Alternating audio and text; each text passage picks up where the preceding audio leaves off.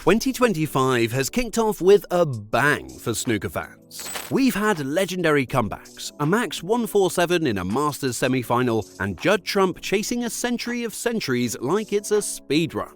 And let's not forget the Kyren Wilson vs Barry Hawkins showdown that made German Masters history. Oh, and by the way, Neil Robertson just bagged one of Australia's highest civilian honours. So, let's break it all down. Buckle up, because this year is already one for the books. You know something wild is about to go down when Ronnie O'Sullivan pulls out of the Masters due to medical reasons. Is the defending champ stepping aside? That's like Batman calling in sick before facing the Joker. And with the GOAT out, the tournament was suddenly wide open. Every player in the draw was thinking, this is my shot. The question is, who was the lucky one? It was Neil Robertson. But let's be real. When he went 5-1 down to John Higgins, it looks like a wrap. Higgins was one frame away from cruising through, while Robertson was probably considering what snack to grab on the way home. But then, Robertson pulls out breaks of 63, 118 and 80 to level it at 5-5. Higgins, who had been solid all match, suddenly misses a crucial shot and Robertson snatches the win 6-5. What a comeback. Now, if we're talking pure snooker magic, Shaun Murphy's 147 in the semi-final against Mark Allen has to be up there. It was only the 6th max break in Masters history and Murphy's 9th overall. And yet, after the match, Murphy wasn't celebrating. He actually regretted not making it in the quarter-finals. It means nothing. nothing. Nothing. I don't mean that in a blasé type of way. No. I'm very, very fortunate and proud to, I've won it before. So, because of that, winning it again is the only thing that I'm interested in. So, it'll mean nothing if I don't win tomorrow.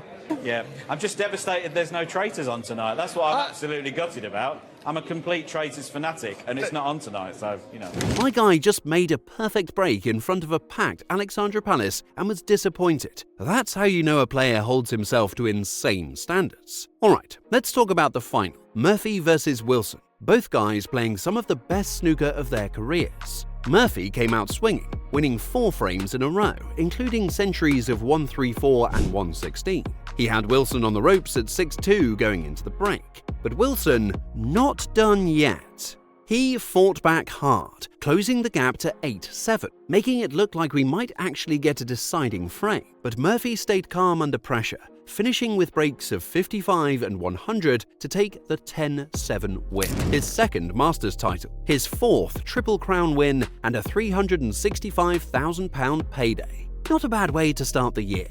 Just weeks after the Masters, Wilson was back at it in the German Masters, and if he was looking for redemption, he found it. His biggest moment? The final against Barry Hawkins. For the first time in tournament history, the German Masters went to a deciding frame. That's right, after a brutal back-and-forth battle, it was 9-9. 1 frame, 1 chance. Hawkins made a crucial mistake, leaving Wilson a golden opportunity. One solid 59 break later, and Wilson was lifting the trophy for the 2nd time in his career. 2 massive finals in a row. 2 legendary performances. What a month for Kyren Wilson. Another guy who made waves? Aaron Hill. He went up against Tom Ford and honestly dominated early, a 4-0 lead right out of the gate. Ford tried to fight back, but Hill held strong for a 5-3 win, marking his 2nd career quarter-final appearance. This kid's got talent, and if he keeps playing like this, we'll be seeing a lot more of him. Alright, let's talk about Judd Trump and his absolute madness at the table right now. This guy is on a mission to make 100 centuries in a single season, and if anyone can pull it off, it's him. Now, in case you're wondering why this is a big deal, only 2 players in history have ever done it. Neil Robertson, 103 centuries in 2013-14. Judd Trump himself, 102 centuries in 2019-20. And now, in 2025, he's coming for that record again. The century barrage a few weeks ago at the BetVictor Championship League, Trump went on an absolute tear, knocking in 16 centuries in just 4 days. centuries. 16! That's a number most pros would be happy with in an entire season, and he did it in under a week.